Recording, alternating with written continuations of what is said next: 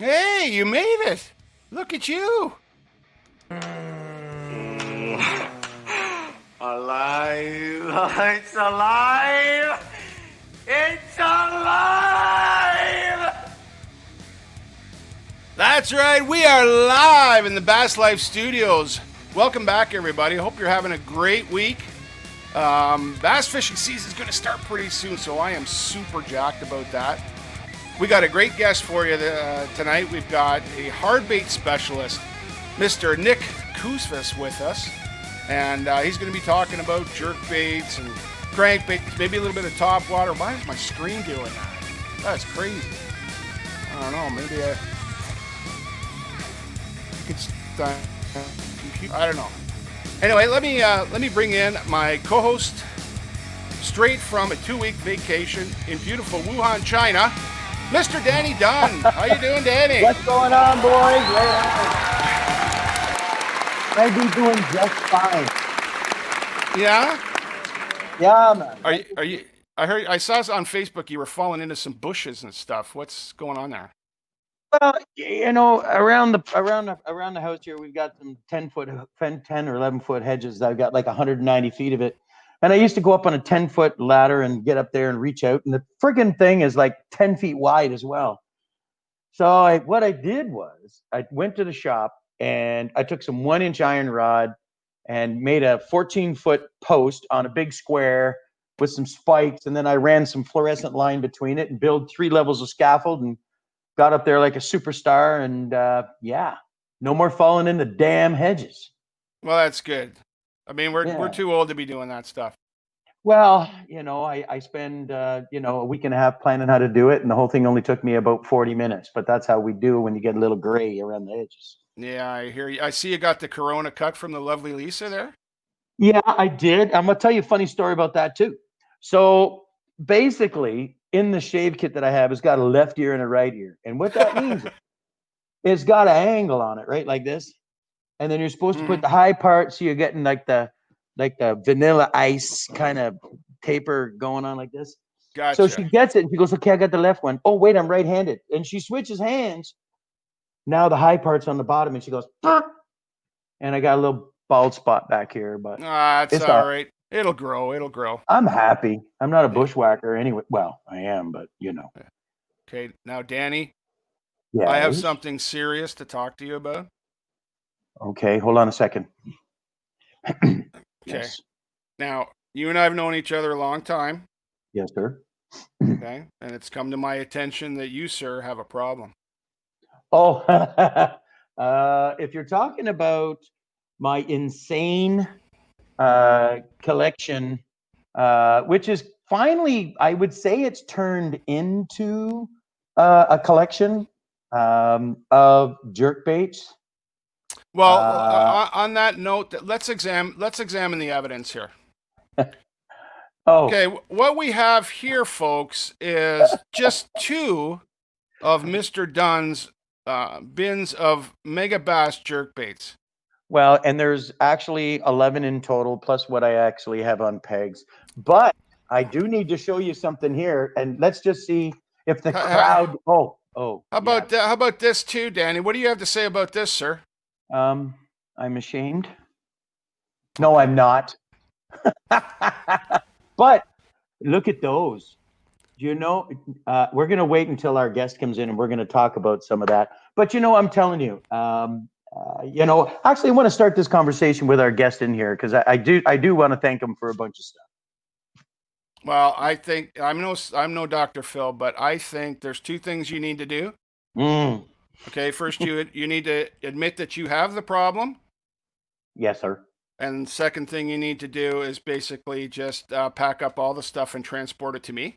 Yeah. And that way there's no temptation, there's no nothing, and you'll feel better about it.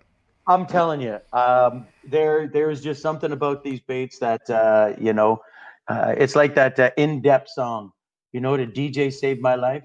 The Megabass saved my life. The Megabass saved my. Oh man, I'm gonna tell you, I have a couple of stories that we'll share with Nick, but you know, but we'll get to that when we get in there. But yeah, I love a jerkbait. You know, it's probably something that I throw a lot. A lot of people used to think that I flip a lot, and I do. I mean, I can fire that jig back into them skin little spots as other people don't even think about.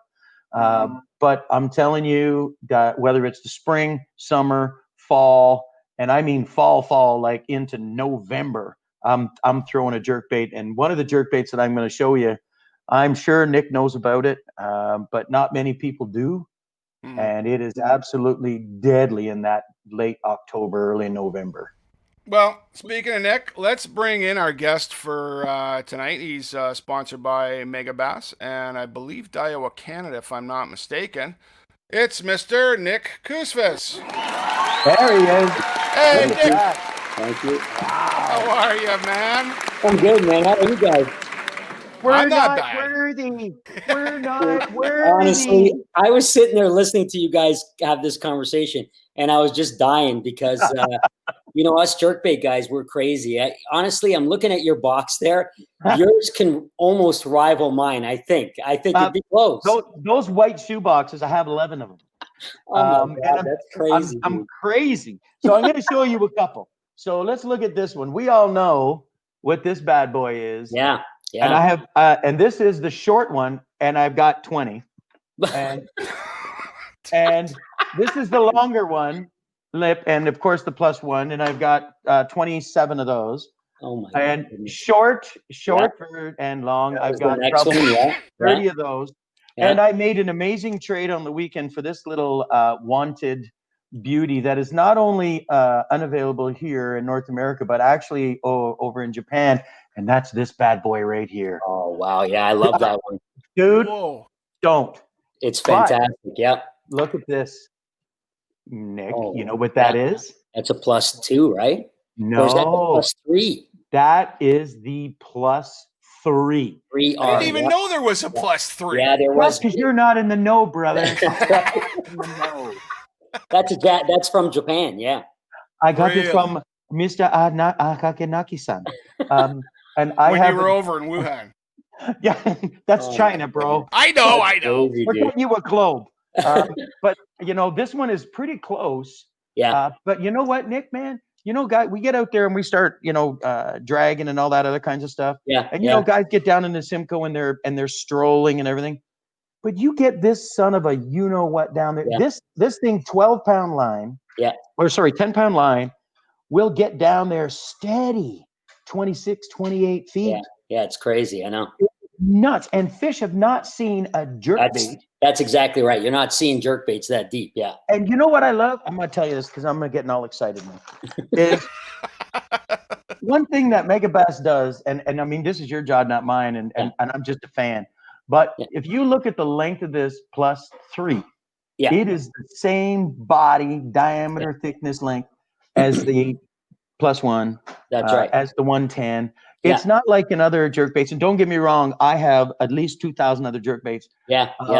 Where the body doesn't get bigger. It doesn't get, it's almost like what the cats did at Bandit crankbait years ago, right? You got into the different sizes, just a lip change, body change, stay the same, right? Yeah. I don't need, I don't need that bait change in it. And I'm just telling you, I'm a big fan. There's 2 baits, I told the story and I did a big write-up on Facebook one time. I just was thinking about Mark Kulik. And, back in the, I would say the late 90s, early 2000s, when all of a sudden there was a big change, right, in the Kawarthas, and even on Simcoe, right? All of a sudden, the hell is weighing in these freaking smallies, right? I know, they came out of nowhere, right? Yeah, they did. And then I'm sitting there and I was talking to a bunch of older guys, and I won't say who they are, but they're like, man, we can't keep up with these smallmouth guys. This is bullshit. I'm not learning anything new. And I'm sitting there and I'm like, so what was Nick throwing out in Simcoe and getting up in there tight with his buddy on that classic? What were they doing to that thing? Yeah. What do you mean their hands couldn't move the next day? Yeah. So it was jerkbait and then the slammer. And if it wasn't for those 2 techniques from Mark Kulik and you, I'll tell you, because I followed you on the jerkbait stuff. Yeah. Because you flew under the radar, man. I mean, it's easy because you're like that high anyways. But I'm sure. Yes. You flew under the radar and all this stuff and taking people's money. And I'm like, I got to learn that drop shot thing. Mm-hmm. And I got to figure that jerkbait thing. And then I honed it in onto the Megabass. And I'm telling you, Garnet Armitage is a really good friend of mine. We fished a lot of tournaments together. Yeah. We went out on the Simcoe one day, and he puts on this other jerkbait that shall remain nameless, and he's like, Jackson 3. And he's like, I'm like, okay, cool, man. And I'm like, 5, 4.5, 5. He goes, I ain't throwing one of them $40 jerkbaits. I'm like, it's more like $27. Yeah. And I ain't giving you one anyways, because it's $27 over there on that dock. Out here, out in the lake, it's $52. Lake prices. And after I put about, I don't know, 27, 28 pounds in there, he's like, can I have one of them jerk baits? Yeah. And I'll tell you, there is so many versions, so many colors. And you know, I'm gonna bring this other one up here. I'm gonna show you cats. And I don't want to take this over, but I love this bait. You know why I like this? I like the gold flash. I love that plate there because it's definitely bluegill. Yeah, of course. But I have it in the 2 versions, right? I got it in the 110 and I got it in the 110, the +1. And the but you know what I like is this. You see this color on the top? You know what that does? And a lot of people go, but you know what, man? The fish isn't going to see this. But you know who is going to see this? These old eyes. That's right. That's right. So when I'm popping that bait and I see that jerkbait going like this, and then it goes over like this. Mm-hmm. But you know what people don't understand is if you think of a jerkbait in the action, it depends, you know, who's doing it and what the action is. But if you pop that hard enough, that top part will roll enough that it'll give it a quick flash, right? So Megabass has just been so unique in the way that they've made their colors. I mean, you know, this guy hand paints everything. It's ridiculous. Yeah. It's all hand painted. He puts like 6 or 8 or 10 on a clip and just goes through everything. I mean, and if you can take that same color and put them side by side, and it's really hard. There could be some slight differences, but so little to the naked eye. Just because, you know, we spend so much time in the detail of our baits and stuff like that, that we, you know, you can see it, but it's so little. I mean, it's unbelievable, this guy. Well, I'm going to tell you one little secret that I told Jamie Kennedy that I would never tell anybody. But one of the colors that I like to throw a lot, on the underneath of the belly, the last ½ inch of it has got a small amount of chartreuse on it. Yeah, right. And I was out on Georgian Bay and I was flinging that thing around and it was just like nuts. And then I went there into the tournament and I didn't get bit worth shit. And I'm like, there is just no way, right? There's no way.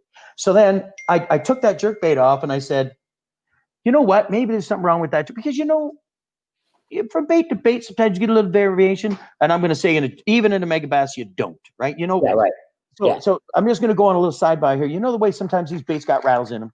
And you look at some of the baits and they're production run baits. And you pick one up and you shake it and it doesn't make as much noise. And that's because it's production run bait. When they slap those together, out of the 3 ball bearings in the front and 1 ball bearing in the middle and 2 at the end, 1 or 2 of them get stuck. Yeah, that's right. Right? And you don't get that in the Megas. But anyway, so when I look back down on the bottom of the box, I went, man, I wasn't throwing this jerkbait rod. I was throwing that jerkbait rod. I'm like, well, maybe it's a different line diameter. And I look down, son of a gun, that freaking jerkbait's got that little chartreuse tip. Put that up there, jack 2 high 4s. Yeah. I'm like, I'm in. You know, back in the days, like you were saying, talking about tournaments, but there was probably not a tournament that we didn't catch a fish or 2 on a jerkbait. And really, I'd say there was a good stretch of time when we were young that probably 90% of our fish came on jerkbaits. We lived and died by them. The only thing we'd catch it on, like a slammer or tube, if you had a follow up that you couldn't get to bite, then you'd throw something back at them. But, you know, we were able to cover lots of water and just do something a little different that other guys weren't doing. So they'd get follow-ups. Yeah. So we can go in behind guys that we knew had fish and weren't really worried about it. But, you know, the only thing with the jerkbait that really hurt us is, I mean, you know, we won lots of tournaments with it, but we also lost lots of tournaments just because those fish are just so strong. They're so big and they just find a way to break your heart all the time. So, I mean, there's been so many tournaments where I was in the top 5 where I look back and I'm like, man, those 2 fish, I would have won that tournament, or that fish, I would have come second. I mean, you know, the classic on Rice Lake in '99. Yep. You know, I had a 6-pounder on and it got off, and that cost me. Is that the one that Garnet won? Garnet won that? I can't remember his name, Alessandro or something. Oh, Alessandro. Oh, yeah. Right. Yeah, that was like the last one that was trucking a boat, right? Yeah. I remember sitting at the dock that day, and I lost a 6. It was over 6, And the fifth fish I had in the tank was a 13-incher.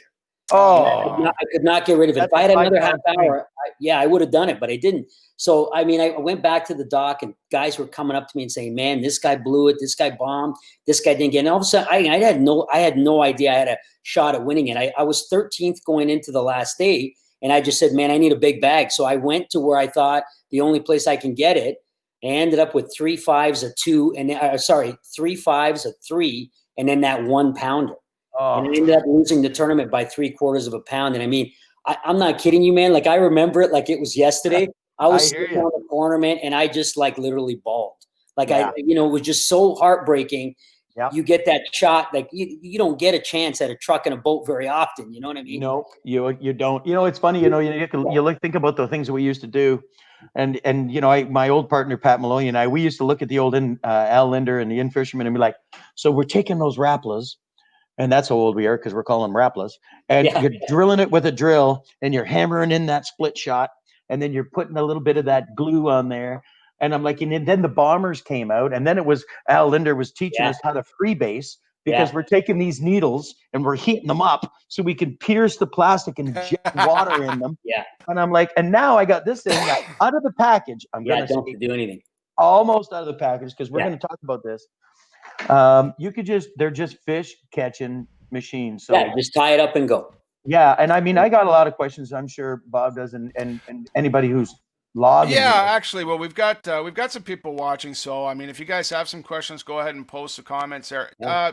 Nick, what I wanted to know to get started with the Megabass stuff is, can you explain the difference between the different models? You've got the 110, the 110 plus, 1, plus 2, plus 3. Explain the depths and how those can run. Yeah, absolutely. So, you know, the nice thing about the Megabass stuff, whether you're in crankbait or in a jerkbait, you can run a system, right? So my system on jerkbaits is very simple. You know, early in the year when I'm fishing on the US side and it's cold and stuff, I tend to go smaller, X80, 110 junior are those are my two go-tos, just because the bait fish are small. It's a little more subtle. Sometimes those big fish, they're kind of spooky when they first come up in that shallow water. They've been out in the deep all winter long, so they don't really want to see a big bait. Now, it just depends on the activity. I've always, I always start somewhere, and then if it's not happening, then I backtrack, but I look at conditions and what's happening, and I move around. So the 110 is obviously the staple jerkbait. It's been around. You know, guys have won so many tournaments in the BASS, FLW, all that stuff. That is a jerkbait that basically runs down to about 5 foot. The average guy is going to get that's down. This one here. That's this one here. Yeah, excellent, really erratic action. You know, jerkbaits come in different categories. There's rip baits. There's twitch baits. A 110 is definitely a twitch bait, but it's pretty hard. If you have the right setup to overwork it, but it really does dart up, down, side. It's very, you just never know what you're going to get. Every twitch gives it something different. And that's one other thing too, Nick, that I really like about these, and whether it's the 110, the +1, the +2, the Ghost +3, is that when you stop these things, they stop. Like so right if you're jerking it, and I've seen it, and a fish is tracking it, and you stop, it doesn't coast. No, it doesn't glide. If that fish is chasing, he's going, I got you, and then all of a sudden it's like, woo, right in your face. Yeah, it's in his face, and they just run right into it. Absolutely, yeah. And I mean, they're such a realistic, and the fact that you have so many different color patterns, which we can get into that later. But color is such an important thing. That's why you see Danny with so many baits. So many colors. You know, a lot of guys get stuck, man. This is the color. And that's great because, confidence is an important thing in everything we do. So if you're really confident in that bait, that color, you're throwing it right, you're doing everything that you need to do, chances are you're going to catch some fish. But by changing color and depth and all that other stuff, you can up your catch and, do all the things you got to do to maximize your fishability and your catchability. So, well, I always look at it. I always look at that and I say, so what can I do? Because jerkbait, a smallmouth, they're I mean, for lack of a better term, they're a bunch of retards. You could throw a spoon down there and jerk it along, and they'll follow it. But how do you get them to commit to it? Right. So they're coming in. Maybe they're just following it straight. And then I found, whether it's like Lake Ontario or Lake Erie, when they want it, they're erratic, right? And they're following it. And then all of a sudden is, how do you get them from stage 1 to stage 2? Right. And then they're like this, and then they go down. You're like, you son of a, what was it? Yeah. Right. There's just something that didn't make them commit. Yeah. It's your action. It's a color, maybe, you know, what I try to do, you know, here's a really good tip when you get those follow-ups, and this is super key, is that when you see that fish coming up to the bait, now you keep moving that bait, it's getting closer to the boat. The closer it gets to the boat, the less chance you have for that fish, because he's like, he kind of interested, he wants it, but he knows that boat is there. So it's about getting that bait to twitch, move, without actually moving it forward closer to the boat. So, you know, I kind of get that more slack in the line, and I'm just kind of like really finessing with my kind of head down, just pop, pop, pop. And again, you know, these baits, you don't need a lot. You don't need a lot. A lot of guys use real heavy equipment. And again, so many things, man. And we've talked about jerk baits for hours. But, you know, if your setup is too stiff, which a lot of guys do, when I do some on the water lessons, and the first thing that these guys want, they want to go jerkbait fishing, and I look at their setup, and it's the same thing. It's that medium heavy. The bend is very stiff. It doesn't have a lot of bend in the belly, which just makes that bait not parabolic, right? Yeah, it's, you want more parabolic, because that bait doesn't need a lot to move, right? Well, I'll tell you, I just want to jump onto that one thing that I found was, and back when, you know, I mean, I've been throwing a bit of a jerkbait forever, but what I noticed is with all of the other jerkbaits out there, and don't get me wrong, I have them all and they all have a place. Yeah. My choice is always a Megabass. Is, you know, at 55 years old, these hands and these elbows and these arms, and there's a reason why I can pitch and flip just as well with the right hand as I can with my left. And I do not have tennis elbow. And I find that, you know, throwing a jerkbait for, you know, if you get into a pro-am or you're getting into a bronze back and you're going to fish 3, 4, 5 days and it's a jerkbait bite, if you're doing it like the old walleye, then you're gonna feel it. The Megabass, it's just you let the rod do the work, and you can throw that bad boy all day. I used to see Ultraman Klatt do that. Oh yeah, that's right. Yeah, and they did like when they had a jerkbait on, they were slamming it. Yeah, you had to. But a lot of that was also the bait, right? Back in those days. I'll tell you a quick story. I won't really talk about because we weren't, you know, at the beginning, there were no Megabass. We never even knew this bait existed. So we used a lot of the other ones. To get this bait in, you know, I don't want to take all the credit. It was a buddy of mine that he no longer fishes, but we spent a lot of time together, and really, we both had there was a bunch of us that really had an extreme passion. It wasn't just about catching fish, but it was catching them on the jerkbait. Because back then, man, when they did commit to it, literally, I broke my pinky on a fish on Lake Simcoe in a fall challenge. It was 6'4". I'll never forget. It was big fish at the tournament, and he busted my pinky because I was jerking this way hard, and he rammed it going the other way. Wow! And busted my pinky. But you know what we did is we had to put. You remember the suspend dots? Oh yeah. So this is the truth. we had 10 suspend dots on the lip, underneath the lip, and we used to call it the Coke can. It looked like a Coke can underneath. And that's how you got that bait to suspend with that nose pointing down. So when you popped it, it wouldn't rise up; it would go down. Yeah. You know, long gone are those days. Like I remember the first day that I ordered some baits from Japan. I heard about these baits. I'm going to order them. So I got them in. Was all excited. I can't remember what it cost. It was a lot of money.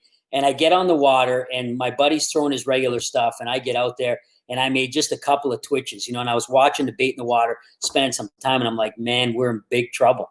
And he's like, what do you mean?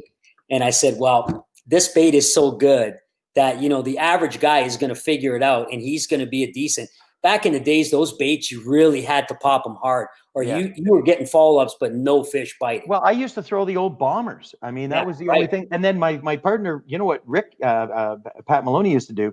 He used to take, I'll just use this as an example. If this was a bomber, what he used to do was he would take this part of the bait, heat it with a torch, and bend it down. Oh, really? Yeah. And I'm like, what are you doing? He goes, it's the only way I can get it to stay down. I mean, it was just, there were so many things we did, but, you know, so, you know, let's talk a little bit about the setup. And I think, you know, some guys throw a bait caster, some guys throw a spinning rod. And I don't know if that's more about personal preference, but, you know, what do you like about, you know, for line? And before we get into that, if you're throwing a 110, a +1, a +2, are you doing a different combination of, are you doing straight fluoro? Or are you doing fluoro and braid? You know, what's the dealio? Yeah, okay, a little loaded question, but okay, so just quickly, so you got a 110 that dives from anywhere from 1 to 5. A plus one will get you down 7, 8 feet, maybe 9 feet on a good cast. A plus two will get you down 16 feet, no problem, just on a cast. So super. Yeah. My setup is now I go both ways. I was almost always spinning. Like back in the days when guys thought, "What are you doing with a spinning rod? Why aren't you using a bait caster?" But the reason we went to spinning was because you can fire that bait out much further, right? So Yeah. a little graph that I used to draw when I did my seminars is like, say that that's your boat right there. Yeah, that's your boat. And then I draw 3 rings, one here, one there, and one there. The third ring is your farthest cast. That's your first part. That's your best chance to get bit because the bait is furthest away, right? Generally, when you're throwing jerk baits, you're fishing it in fairly clear water. So that ring was your best chance. If you didn't get bit then that second ring was your next best chance. The last ring closest to the boat was the toughest because now the fish hears the trolling motor, the pinging, the this, the that. So it got tougher. So, I always wanted to get that bait further out. The further out I can cast it, the better chance. But your setup's got to be right so that when you make that super long cast, you want that bait to actually move properly. You don't want it just to do this because if you use mono, there's so much stretch in that line that when you popped it from so far away, that bait's not really reacting. It's not getting pulled. It's not doing anything. It's a Zara spook. Right. Yeah. Right. Yeah. So my setup is almost identical no matter what I'm using, when I'm using a spinning rod. And that is I always go braid anywhere from 10 to 20 pound braid, depending on the name, the brand that you're using. I like Sunline. It's really good. Yeah. And the other one that's good is that new J braid. I just got it from Daiwa. Been playing around with it. I haven't thrown a ton of jerk baits on spinning, but I've been using a lot of swim baits and it's fantastic. I haven't got one wind knot yet. And I've been fishing. Yeah. So that's nice because wind knots are a big problem in spinning. So anyway, sorry, go ahead. Sorry. So are you saying you throwing that on straight braid? No, I go braid and then fluorocarbon leader or mono. So the only difference between whether I go fluoro or mono, there's a couple of reasons. I'll go to fluoro for a +2 if I'm trying to get that deeper. So I don't, the mono is going to fight the depth. Yeah. It's already bad enough to braid does. So I always go fluorocarbon to make sure that I'm getting it down as deep as I can. Right. Yeah. In a situation where I need to get that bait, I need to maximize it. Then I'd go bait caster and go like 10-pound straight fluorocarbon. That's when I would do that. And back in the days, I never did. The reason why you can do it now is the manufacturers like Daiwa's come out with so many of these bait casters now, like the Extreme Cast, the Elite, and the SVTW, where you could just fire that bait out. Look, you're not getting it as far as the spinning, but it's pretty close. So you don't lose a ton of distance, which is real key. So in my spinning, it's always 10 to 20, and then I'll go to fluorocarbon leader, anywhere from 8 to 12-pound test. I go 8 in situations, again, where I'm trying to get it really deep, and I'm not worried about big boulders and stuff like that. I'm not fishing shallow, so I'm not worried about that. If I'm fishing generally normal stuff and there's a lot of cover around, 10 just is pretty much the basic fluorocarbon or mono to go to. I would go to mono if I'm throwing, a 110 and I'm trying to fire it out on a shallow flat, and I don't want that 110 to achieve I want it to keep it up a bit more. Keep it up, yeah. Then you can do it with mono, and it'll help. You'll probably lose a foot or so, depending on how long your cast is. But what the braid does is it allows you to work that bait from a distance, and it's still moving quite, tremendously. So, in that super shallow water, that far cast is ultra important in getting bit or just getting follow-ups, right? Absolutely. Well, speaking of follow-ups here, I've got a question from George. He's asking, he says, do you guys make any alterations to your baits that help trigger strikes in followers? No. So the yes and no. So in some situations in cold water conditions, I may add like a little feather to the back. I do have some Megabass hooks that I've tied some feathers to it, but that's like a 10%, like those days where they're just really off. And you just, that little bit when it's sitting there, they eat it when it's suspending and not moving. That little feather, sometimes just doing this in the water is just. I want to share something with you, buddy. Yeah. So we all know about marabou. So what I did last year, and I can't even believe I'm going to say this, I stopped putting some feather on there and put some white marabou on there. Oh yeah. Dude, Yeah. It's like I dream of Oh yeah, Jeannie. it's moving. Did you Dude. go to Angling Specialties for it, or did you order it? I had it already because I'm old. Of course and you did. Of course you did. We've been tying marabou for freaking ever. So when the Johnson Oh. started doing marabou, I'm going, Lynn Johnson, stop talking to your kids. Because we threw that shit in the 80s, man. Yeah. So when I saw that stuff a couple of years ago, I'm like, I'm going back in and started tying this. And now I have like 500 marabou jigs of 72 different colors. But I'm going to ask you a loaded question. Now, I know what I do to these things, but what is your feeling on the hooks? Do you leave those on? That's, Or do you I change? was going to get that too. So 99% of the time, I don't change the hooks, and I'll tell you why. The reason, the hooks will bend and break on you when you get the fish in the net. And now the fish is in the net and it's going crazy in the summertime. It's aggressive, and now those hooks get all bent up. I never break one because my setup is soft. Okay. So I've got my rod is soft enough. I have some stretch in the line, whether I'm using a longer fluorocarbon. I don't. Now, could a fish, has a fish bent? It's possible, but generally I find that the bend happens and the breaks happen in the net. I did a tournament on Lake Erie a couple of years ago, maybe 3 years ago. I caught 60. I was catching anywhere from 50 to 60 fish a day, but going through like a lot of 3-pounders. I was weighing about 20 a day, but you got to go through a lot of 3-pounders. So, I see it's a 3-pounder and I'm just reeling it in as fast as I can. Get it into the net and then it starts going nuts. So I probably changed in 2 days. I don't know. It must have been at least 20 hooks I had to replace. But I have my split ring pliers there and do it. I know a lot of guys, but here's the problem, right? So the only hook that you could really change the bait to because again, that bait is weighted perfectly. So if you go to a thicker hook, you kill the action. What's the point at that point? The only way that you're still gonna you're still gonna catch enough is on those really cold days or off days in the spring or in the fall when you don't have to pop that bait hard. But in the summertime, when you really got to make that bait move, that heavier hook is just going to kill the action. You're still going to catch some fish. Obviously, it's still a Megabass, but you're going to lose a lot. So I don't. But the Aaron Martin's hook is a good replacement. That's the one I use. They don't bend. They break. Yes. So they won't bend on you, but when they go to bend, they just snap off. They're kind of like an owner hook. They don't have a lot of bend to it. See, for my reasoning behind some of that stuff was I believe that smallmouth, people say smallmouth or smallmouth, and in my opinion, they're really not. Because if you look at, for example, a Kawartha, say you look at a Rice Lake smallmouth, you take him, you lay him down on the table. And then you take a Lake Simcoe smallmouth, you lay him down on the table beside it.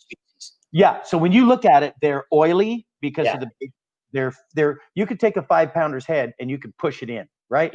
You look at a 3-pounder out of Kawarthas, dude, you could pick that fish up hooked in the side by a scale, right? And those, I find that those softer fish, that when they swipe at that bait in clear water, and they may get it maybe on the outside or in their head or something like that. I find that the thinner wire, they just seem to pull out on me, and I just had some rough luck with it. But and I experimented with owners and gammies and everything, and I ended up settling with the Aaron Martin hook because it didn't affect the action too much. But I find that the terminal tackle, and I'm going to tell you all day long, I have a couple of people who will buy those hooks for me by the box. So I've decided last year I was just going to keep them all. And my tournament partner, Jamie Kennedy, who really turned into a real jerkbait guy, he has a favorite color that we used on Lake Erie, and I'm going to show it to you. I'm going to show you to you. It's this one.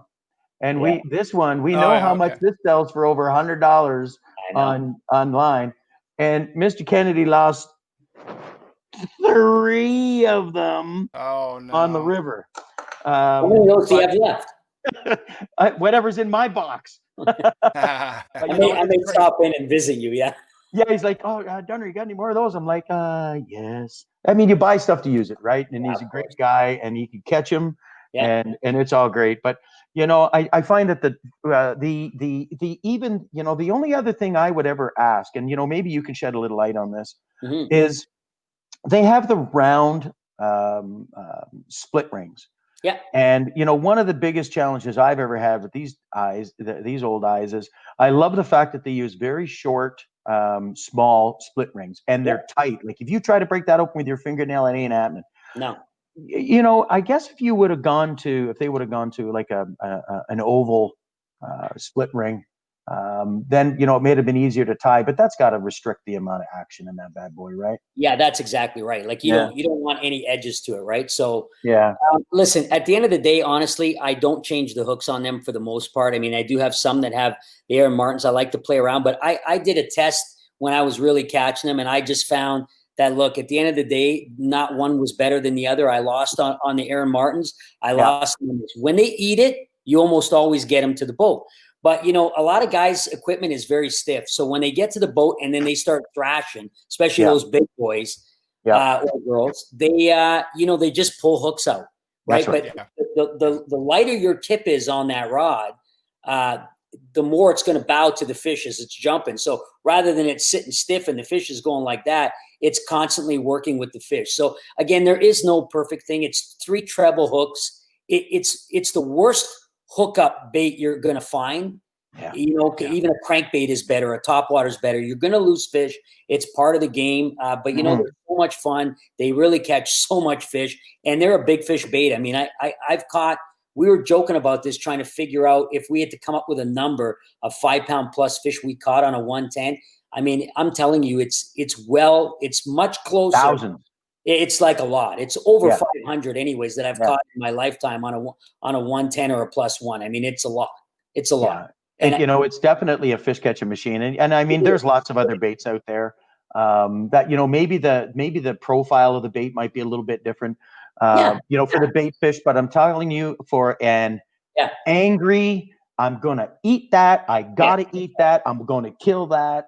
It's a Megabass. It's a Megabass for me too, right? You know, listen, at Megabass, they really encourage us to use other like competitors' baits. We want to be educated with what everybody's using, right? And what everybody's got out there. It's no point just saying, hey, this is a great bait, but you don't know what everybody else has. So I've played around with a lot of baits, and there's some other baits that catch fish. There's no doubt. But, you know, when money's on the line, when I need to catch one, I mean, for me, it's a 110 or a +1. I mean, +2 is a new bait, but in the summertime, 110 +1. If you had those 2 baits, it's over. You're going to catch a boatload of fish. But again, softer rods, so spinning. Okay, so before we get in the rods again, I got a couple questions here. Sure. Luke is asking, how long of a leader are we talking? When you set up. You know, generally, just because it depends what you're doing, but if you don't want to be constantly tying a leader. You know, I usually have like about a 5 to 7 foot leader somewhere in there. Yeah, that's what I do. Right. In some situations, I'll go longer, but I tend not to love the not to be in the reel too much. I try to keep that out as much. You know, sometimes I've done it where like I've done like a 20-foot leader. You know, where my thought on that is a little bit different. You know, and maybe it's just my paranoia on things. Yes. But you know, whether I'm fishing a tube or a swim bait or something that I'm specifically, even smallmouth, and I know, we all know that they're little assholes. They get near the boat and they're going to make that dive. And for me, when I fished with Dave Kennedy before, we always used to say to ourselves, we you know, whoever had the fish would say, the knot's on the reel. So when you reel in that fish and you're fighting them and you get the fluorocarbon, I used to panic when I would see a 5 or a 5.5 at the side of the boat. I look up and I see that knot is like in between the 3rd and the 5th eye somewhere. And I'm like, So I know. I like a longer leader. So when I get it up there and he gives me that last whoop, I got the same amount of stretch all the way through the guy. Well, what knot are you using, Danny, for the so you know what's funny? I've been playing around with a lot for the last I want to hear Nick's knot. I do old school uni to uni. That's I can't do JP's knot. If I do JP's knot, my ADHD kicks in. No. Losing my shit. So that what is it called? The FG knot or whatever? FG, baby, that's the deal. FU knot is what it's Look at these sausages, man. Look, I'm old like you. So I mean, it's like I don't like the FG knot is a great knot. I just don't. So I played around. We came up with what we called a revised surgeon's knot. The problem with the surgeon's knot is you gotta cut the leader ahead of time. So you got to cut whatever your length is. But it's a very easy knot. All it is, you put the two lines together. You make a loop. You take the double knot, tag through. But the surgeon's knot, like the fly fishermen, use 2 loops. We did 5, and it was perfect. And that would last you all day. The problem is it was a little bit bulky and it made a little bit of noise going through the guides. And every once in a while, if it caught the guide at the wrong time, it could break your. I mean, it was rare, but it did happen. I only used the 2. That's all I used. I found a new one on Instagram. It was actually Blaylock that put it out there. It's a no-name knot, man, but it is money. So basically, you take your leader material, you make a loop, you kind of pinch it. You take the braid, you put it through the loop, then you pinch it. You go around 7 times, pinch it, go around 6 times, take the line now and go back through the loop the same way you came, tighten it. If you did it wrong, if that loop twisted on you while you were tying it and you did it wrong, it would just slide out. It won't tighten. So when it tightens, you know you've done it right. You can cut it right down to the tag, like right down, so there's no tag. And I fish that hard all spring long with my swim baits, with jerk baits. I've really put it to the grind. It has been Blaylock, right? Stetson Blaylock. Yeah, Stetson. Wow. So while we're on the topic of knots, what about on the other side? The tie to the jerkbait. Are you tying the loop, or how are you doing it? I don't tie loops. I don't tie loops because I know guys that I'm on the fence with that because at the end of the day, you have the ring there or whatever. So there's a lot of play there anyways. Some of the Megabass don't come with rings. They just tie direct. And that's just the way they're supposed to be. The action is set up differently. But, I'll do a double fisherman's knot. So you know how, the old one where you just spin it. Yeah. I'll go through and through, twist it 7 times, go through both knots, tighten it. It's good. I mean, I've also done, what's the other one that we use for jigs all the time? It's escaped me now. Palomar knot. There you go. Yeah, so that's another one. So when you use a 12-inch wire leader on your jerkbait, what? No? Yeah. How do you tie that? No, I have a customer that's on a lake that's got a lot of pike. And he loves Megabass. So I got him onto it and he's like, man, I don't throw anything else. So I got him some leaders one time. I'm like, look, man, just, when you're into a lot of pike, put one of these on. If you're just catching pike, save yourself a $30 bait. But guys in the chat are calling that Blaylock knot the crazy Alberto knot. There you go. Yeah. Does that sound right? I believe so. And I think who else did it? Was Ayler. Also, yeah. We just called it a no-name knot. I mean, everybody, whatever. But it's a really good knot, and it does not make any noise. It's quiet. You can wing a bait. You never with that other knot. I was always worried that when I tried to fire it out too hard, if the knot hit that first guide the wrong way as it was coming through, it could just snap your line. So I just didn't have the confidence. Now with this, I could just fire it out. Let it go. Yeah, you get worried that you're beating on that knot, and sooner or later it's gonna go. Yeah. Now look, that FG knot, you could probably run that knot for a couple of days. Most of the times I'm in tournament situations, so I redo it all the time. Like every day, at the end of the day, I cut my knot, redo it, even if it looks good, just because you don't want to take. When I was younger, I was so stupid, and it's like, no, it's fine. And then that first fish breaks you off, and you're like, man. So All right, so I got to tell you guys a jerkbait story back from I'm going to say it was 98, maybe 96, 97. So we were getting ready for a pro-am, and we couldn't get out on the water right away because it was a bit windy. So we all went for breakfast, and one of the guys that I was with, he was my partner, and of course, the pro-am, you're fishing against each other. And he's like, Gunner, I'm on this jerkbait. I only got one. You don't have one. I'm smacking them, whacking them. I'm doing this. I'm like, yeah, okay. He's going, but you know what? You're not fishing it right. And I said, you know what? I won't say his name. Why don't you show me how that's done? He goes, all right. He goes, after breakfast, he said, I'm going to take you out there. I'm going to show you how to catch fish. I'm like, yeah, you do that. So we go into the restaurant. We went into Grover's right there in Aurelia. So we go in there. We all go in there, and I'm looking at our boats are all out, and I'm like, you son of a bitch, right? So he was throwing it on baitcaster. So I just kind of, I'm going to go take a squirt. So I go outside, go out to the boat, click the bail, pull about 25, 30 feet of line off, cut the line, roll it back up onto the reel, right? So we go out there. I'm like, we get out on the strawberry, right?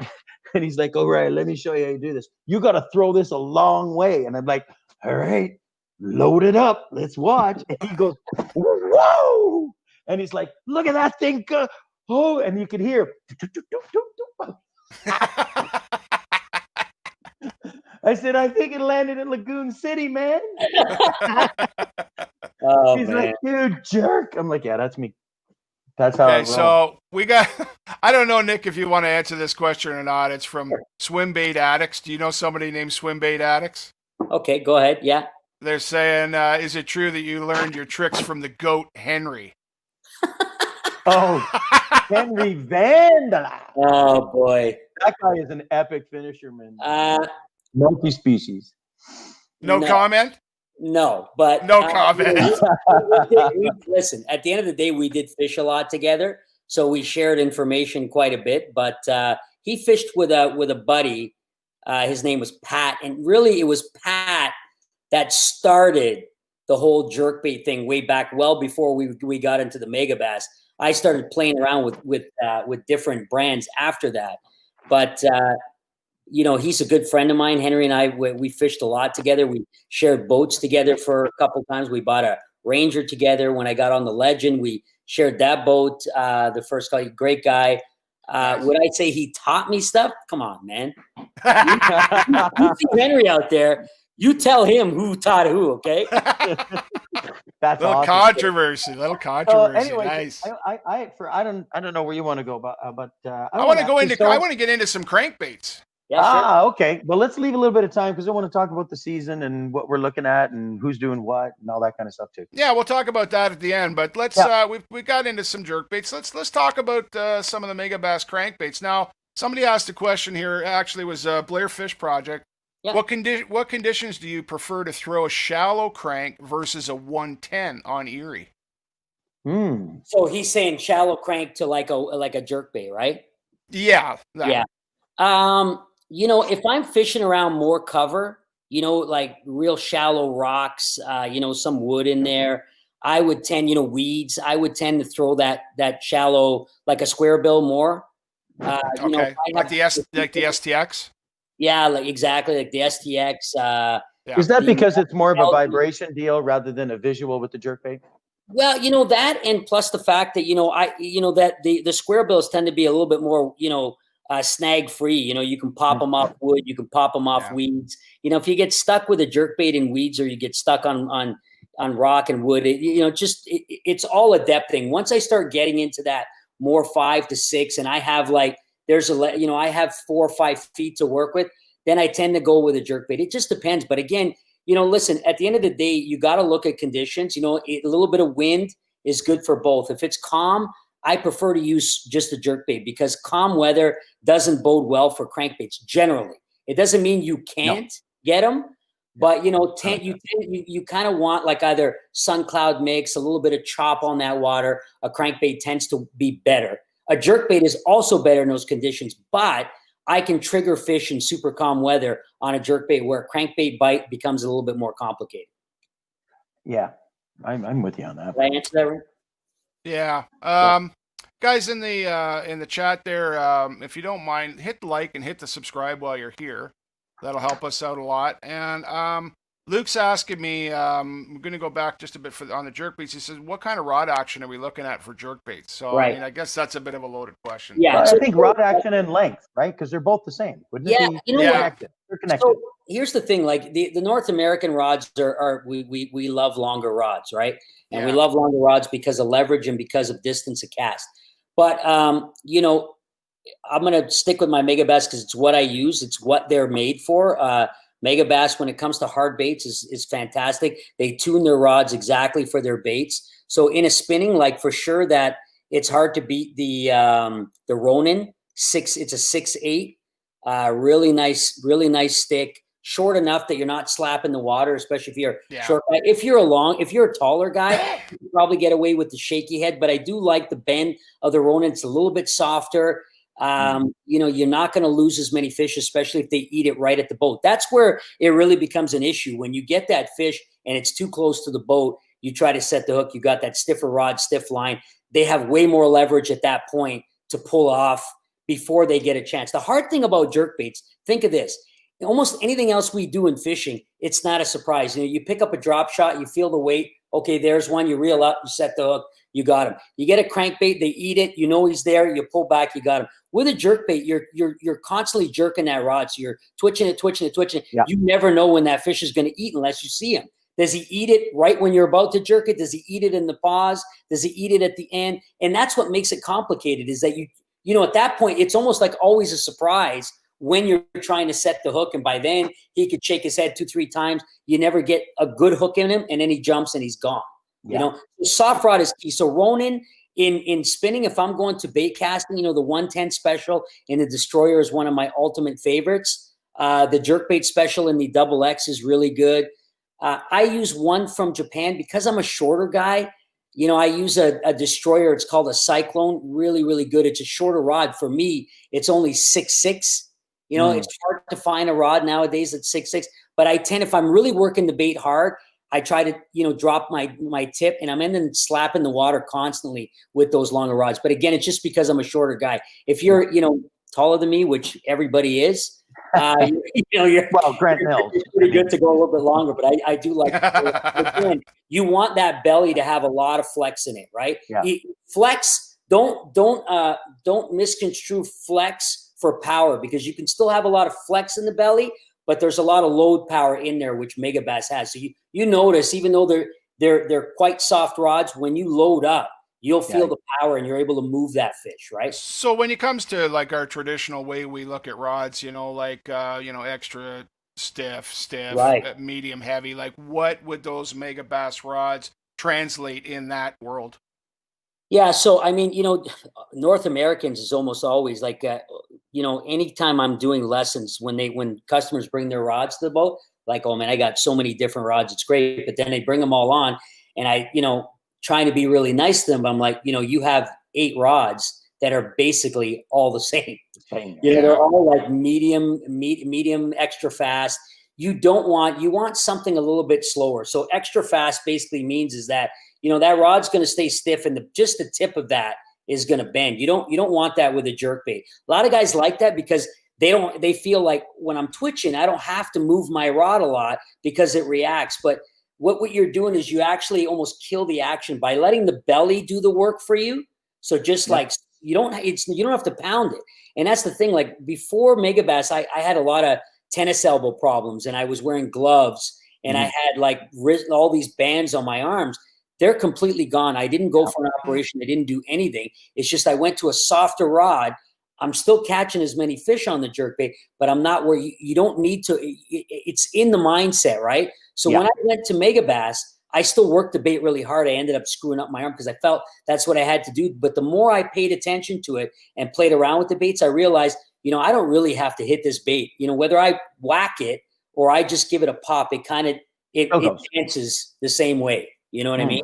It's just about speed. So all it is in the summertime, it's just less of instead of if my cadence is, you know, pop, pop, stop, or pop, pop, pop, stop, pop, pop, pop, stop. It's just a stop. How long do I stop it for? In the spring, when the water's colder, I may stop it for 5, 8, 9 seconds. Once that water starts to heat up and our season opens up, when we get into the 60s, it's more like pop, pop, stop, pop, pop, stop. I rarely stop it for more than a few seconds. I don't want that fish to get a good look at it. I want it stop and then go and then stop and then go. And that's what triggers that fish. It's like, oh my God, it's getting away. I got to eat it, right? Okay. George is asking about the 6'8" Huga. Huga? Yeah. So you know what? That's a great rod. And a lot of guys don't know about it. And it's Japanese, and they brought some over. You know, Pro J's has a lot of those models. I love that stick. It's really light. It's very, very soft. Now, the difference it's funny. So what I find is I lose more fish on spinning than I do bait casting, but I get more bites on spinning than I do bait casters. So it's kind of a crossover. You know, I can get longer casts, but because that spinning is so soft generally, it just doesn't have the power that bait casters do. It's hard to explain because you can get a softer rod in a bait caster, yet it's got more power in the belly to allow you to get those hooks, a better hook into the fish. Where spinning, when you have a softer belly, they tend to kind of be a little bit softer, but you just get more bites on them. So, you know, the Hyuga is a great choice. I love it. I use it all the time. Fantastic. Okay. Okay. So again, let's get into crankbaits a little. I mean, we've got We've got a 1.2, 1.5, and 2.0. Is that the deal with the STX? That's right. Yeah. Yeah. So again, the S crank is a great square bill crankbait. The concept behind it, the reason they call it S, is because that sharp nose in the front. Picture this: you got this sharp nose, and as you're moving it, the water hits that flat side and tends to make it kick off either to the left or to the right. Yeah. So it was almost like you're triggering that bait to do something different without actually deflecting it off something. Yeah. Right? So you could use it. It's a great alternative rather than going to a swim bait or a spinner bait. So if you're trying to cover water and you're trying to burn a spinner bait, which a lot of guys do, throwing that square bill gives it a different profile, a different vibration, something different that other guys aren't doing. The fish doesn't see that a lot, and you're just burning it across a flat. So you're not really worried about it ticking off anything because it's running, and all of a sudden it goes off to the side, and then it straightens out again, and then it kicks off to the side. So it's giving you that kind of deflection. It's giving you that deflection without it actually hitting anything. Yeah, it's because of the way the square bill's designed. Right. I mean, you don't know what's going to happen, where it's going to go. That's right. And it looks like it is hitting a rock and deflecting off when in fact it isn't. Right. Yeah, exactly right. So, and a lot of times, again, with a crankbait like that, I could burn it across a flat. Like I really love that 1.2 and 1.5 for that kind of stuff. 2.0 is great, but I prefer that bait a little bit more. Again, I haven't tried it a ton. Burning it across the flat, but I really like that, banging off wood and stuff like that. It's bigger.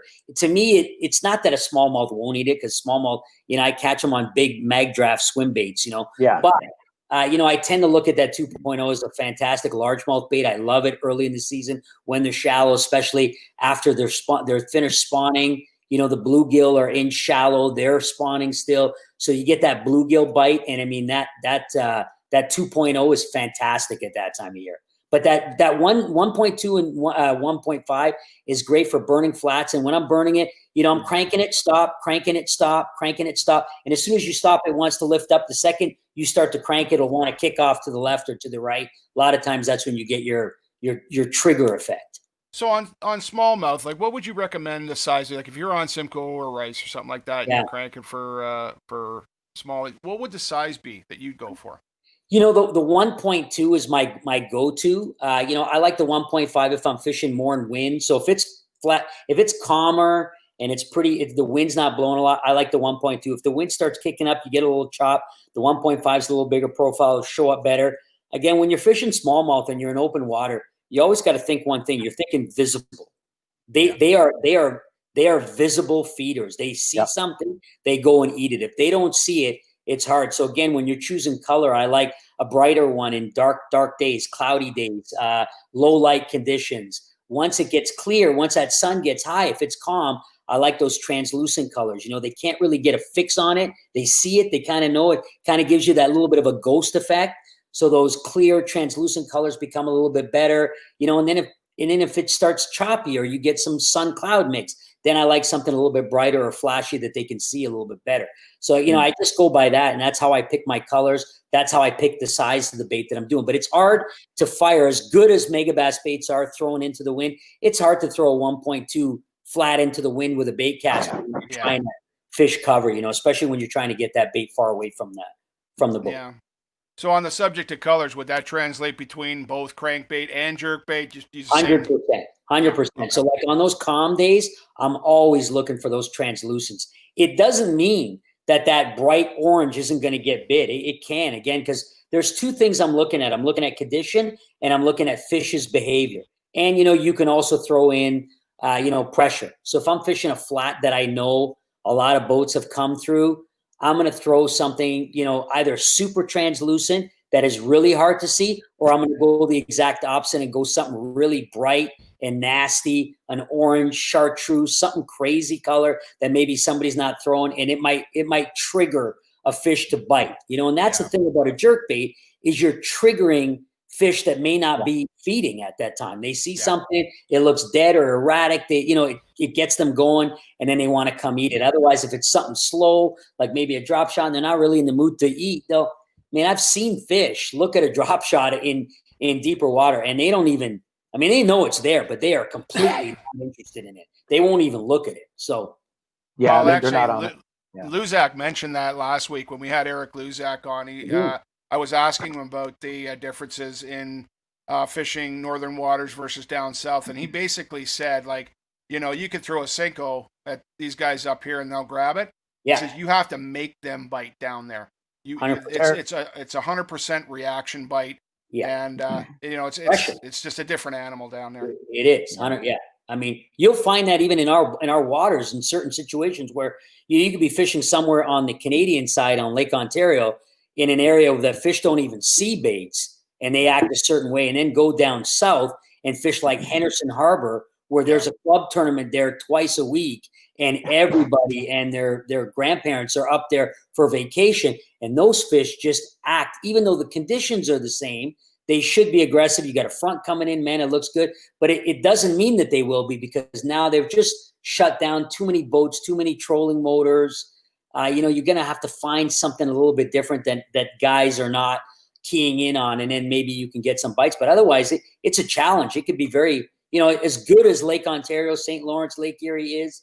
All the Great Lakes are fantastic, but there are times where those fish just get lockjaw, and you really got to be smart about what you're doing. It's the difference between catching fish and struggling, Yeah, for sure. Yeah. Go ahead, Danny. No, I was just going to say, that it's interesting when you start talking about pressured fish, and then that's why when I was really excited when Megabass came out with the silent. The silent jerkbait was just one of those things, when you're on day 2 or you're on day 3 and you've gone through some areas and those fish come hard charging the first couple of days, and then you go back through the third day and they're like, yeah, I don't think so. And I say, yeah, well, will you see this? I'm going to screw on a little silencer on this bad boy. Yeah. And then they're like, look at that. We better get it. Yeah, I'm glad you brought that up too, because I did some work with the silent when it first came out. And, I had my, a couple of years ago, I had my wife in the water doing some underwater filming by the boat. I got to get her to do something, you know what I mean? So anyway, she's in the water filming, and I'm throwing a jerkbait, and I wanted her to get some fish that were following up. And from the time that I casted it, when I got home, I was checking out the video. You cannot believe I can hear those beads from the length of the cast, from the time it hit the water and I started, you can hear it all the way back to the boat. Wow. Like, wow. I believe it. Right. So I thought to myself, well, okay, so it could be good in certain situations. Maybe that noise could turn them off in other ones. And then I'm not kidding you, like a year later, they came out with this silent jerkbait. And I thought, man, this is like they're reading my mind here. And it really does on certain days. But again, super calm situations, or it could be a situation where the wind is blowing, but there's so much activity on the water, so much pressure that silent bait sliding through the water just looks and feels so natural to them that they're just like, they're eating it. They're not worried about it. And I'm sitting there, when I saw those first come out, I'm like, really?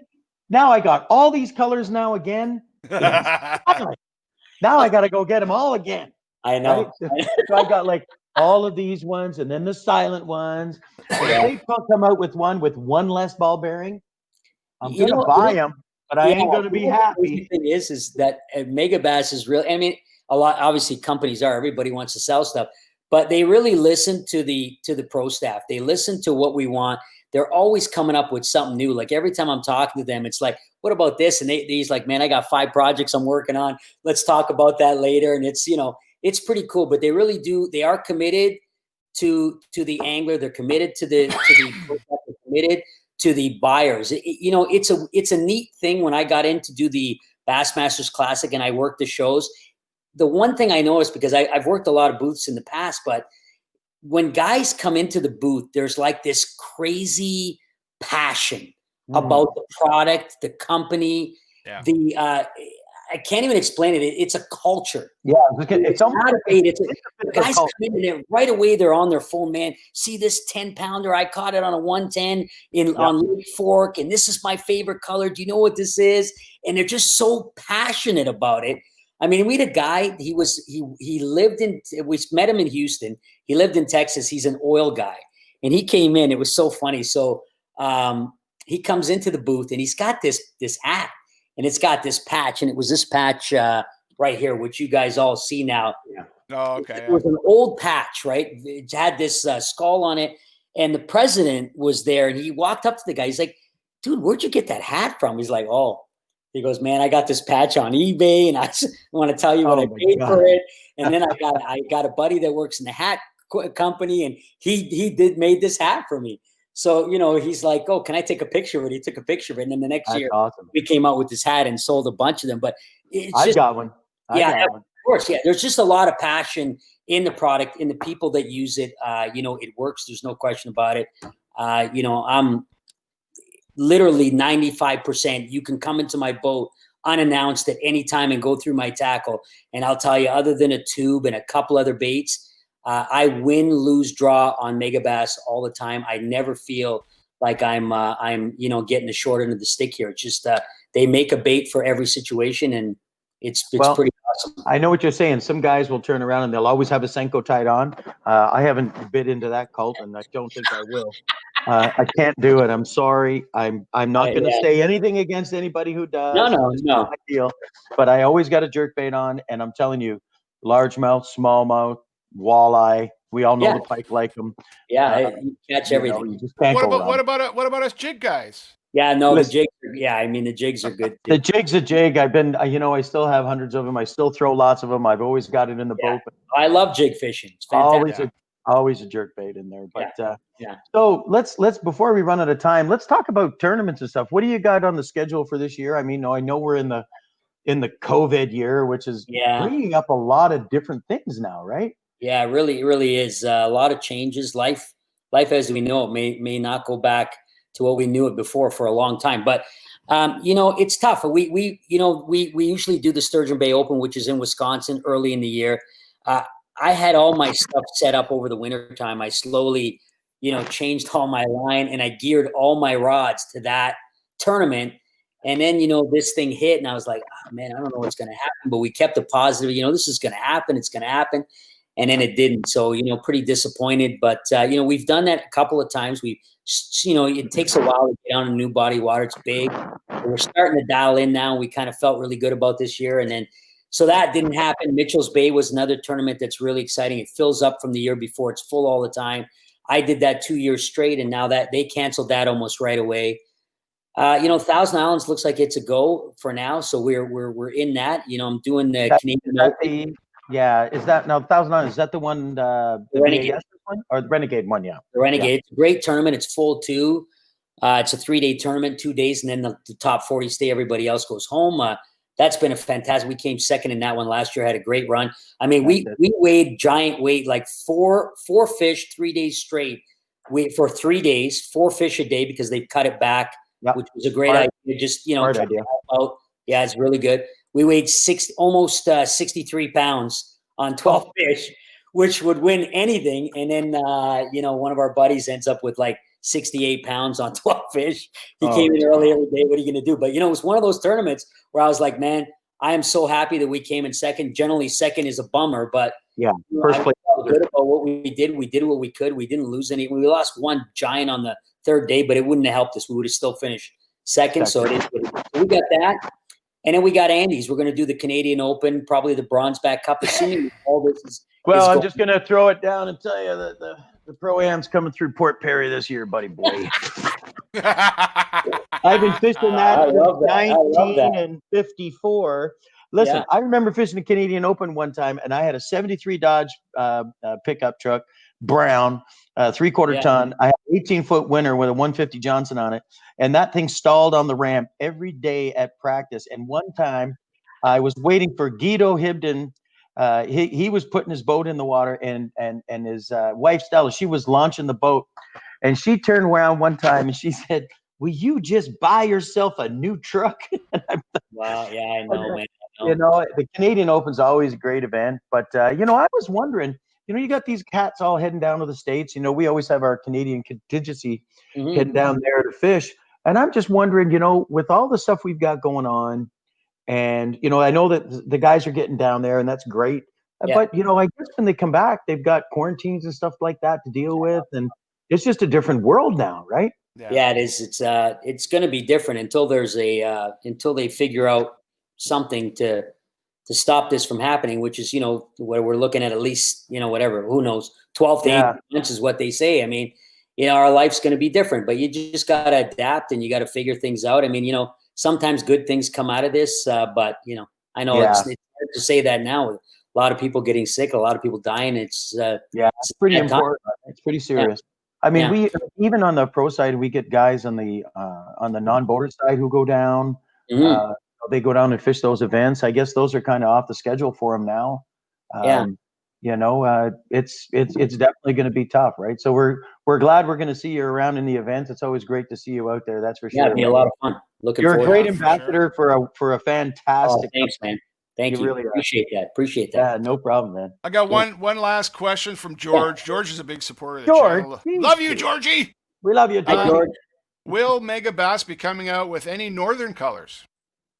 Yeah, so when I got on the Megabass, the first thing they wanted me to do was work on some northern colors. So we did for 3 years straight, and then we did a Pro J's color, which was only exclusive at Pro J's, and then we took some time off because they were busy with a lot of stuff.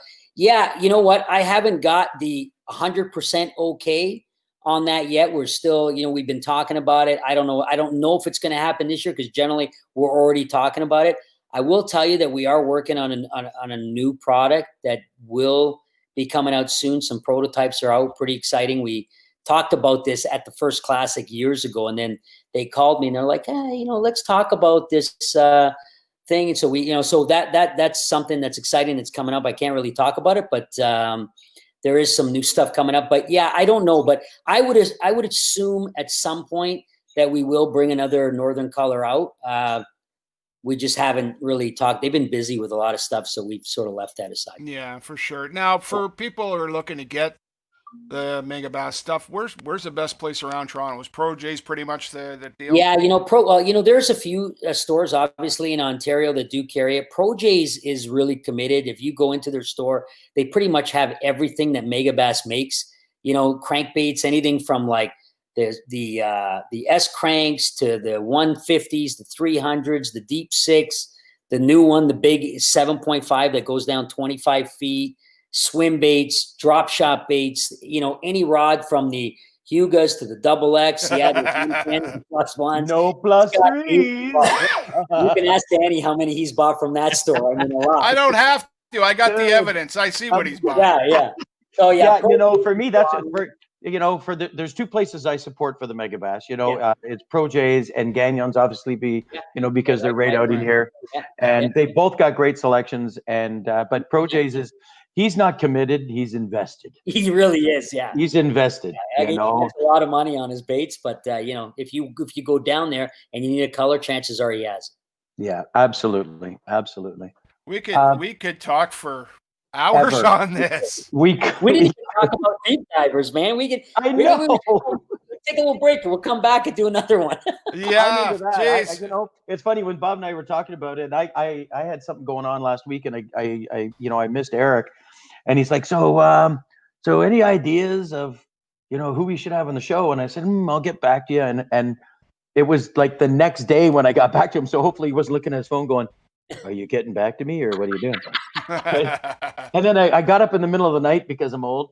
And I took care of things, and I looked at the moon, and I went, Nick, let's get Nick on here. That'd be awesome. I appreciate it. Thanks for thinking about me. And it has been awesome, Nick.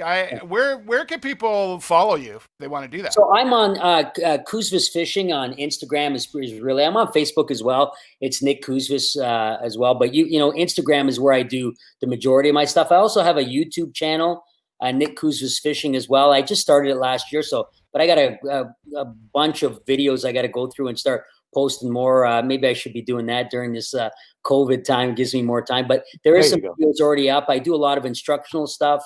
I also do some on the water lessons that I have a few clients that I take out and I teach them from scratch how to, fishing is tough. You got all these rods and reels. You don't know how to put them together. So I kind of help keep people steer them in the right direction because setup is really key to being a better fisherman.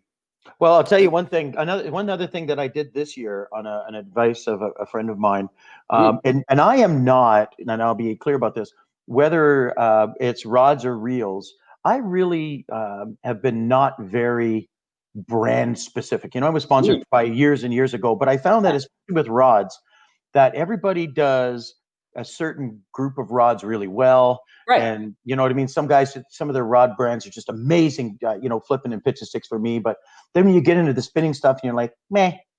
Right. But I will say, I bought some of those Fuego reels this year. Oh yeah. And I am just loving that friggin' those reels.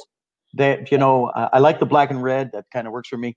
But strong. The gear ratio was fantastic on them. Nice. I like the bails. That, if I close it on my rod locker, I'm not distorting the bail. But Those are the Fuego LTs, the Daiwa Fuego LTs. Yeah. So I was really impressed with the Daiwa stuff. I mean, I still have some old Daiwa stuff, but there's some brands that I was, I would stick with, one or two brands and then cross over a little bit because I like certain actions, certain lengths and all that. I was more about the process than, oh yeah, well, this is the best rod there is, but they make a shitty drop shot rod or a shitty jerkbait rod. I'm like, I'm not going to use an inferior product, right? But I will say, for the Daiwa plug, I even reached out to Ian West, and I shot him a text and I said, hey, I picked up a couple of those reels. And then he texted me back, how many did you get? And I went, 10. and I love them. And you know what? I just picked up 2 more this week that'll be coming in. So I'm loving the Daiwa reel. The Daiwa stuff is super good. The mid-range stuff like the Tatulas on the bait casting side is fantastic. I really use, like, I'm not that guy that just, everybody thinks, oh, Megabass guys using like all Steezes and stuff like that. I don't. I own one Steez. I do own a couple of Exists, which are the high-end stuff that I use for my drop shotting. A Certate, which is my tube stuff. But I use a lot of just the Tatula LTs. The Fuegos are really good. But I mean, they've really made they've really worked hard to get that mid-range stuff. The Tatulas are fantastic. They're my workhorse. I use them for everything. They come in 3 different speeds: a 6.3, 7-2, and an 8-2 or 8-1. So you have all your speeds covered. One other thing I'm going to jump into there, but we could go on and forever. But when we talk about speeds and reels on bait casting, there's one thing that Daiwa does well, and 1 or 2 other brands kind of slide a little bit, is there is a big difference between getting your speed and keeping your torque. Right. And you'll see guys going, oh, look at this. This reel is 27-1, but it has 9 pounds of torque. Yeah, that's right. What the hell am I going to do with that? Right. I know exactly. Same as when spinning rods, spinning reels, when guys are looking at bait casting reels, and they're like, oh, look at this 26-1 and this 15-1 or whatever the hell it is. And then they go, but I use this spinning reel. You realize it's a 5-1 spinning reel. Yeah, if you use this brand, it's 7-1, 6-1 spinning reel. So Danny, can you do me a favor? Yes, dear. Can you say what you said again there about speed and torque? Say what you said there again. No, I can't. Come on, say it again. No, I'm not going to say it. Because I'm just going to say that's what she said. There's a difference between speed and torque, baby. But no torque. Fully torque. Bottom, but I am sure scraping the sides. Boy. There you go. Oh my God, guys! Clearly, we need to have another show with Nick on here. Okay, I mean, we're already an hour and 20 minutes into this. Nick, will you come back at some point? 100%. Whenever you guys want him in. Buddy, loved having you. Great information. Thanks, man. Yeah, I'm gonna get in touch with you because we have to have Nick Cousvis part 2. Absolutely. Yeah, let's do it. Let's do it. Let me know if you want me back. I was just a guest too. You're coming too. You're coming, Nick. Thanks for being on the show. We'll be in touch, okay, buddy? Thank you, guys. And remember, one other thing you may not know. Hold on, he's actually a pretty good golfer. I've seen it. No, that's my world. No, we played. That's my world. Well, I dropped to about a 9 handicap. I can't get any better than that. There's no. Oh, really? Yeah. No. Yeah. No. No. No. We'll talk about that on part 2, Nick. Yeah, we will for sure. Okay, buddy. Thanks for coming on, bud. Take care, guys. Peace. Danny, what a show, bud. I'm telling you, bro. That guy's awesome. I know he is. I fished with him a couple times, fun fishing. We've golfed together. He's an awesome guy. I knew he would be a great guy to do. Oh, I am absolutely, for people that are watching, we are absolutely doing Nick 2.0 show because that guy's got a lot of information.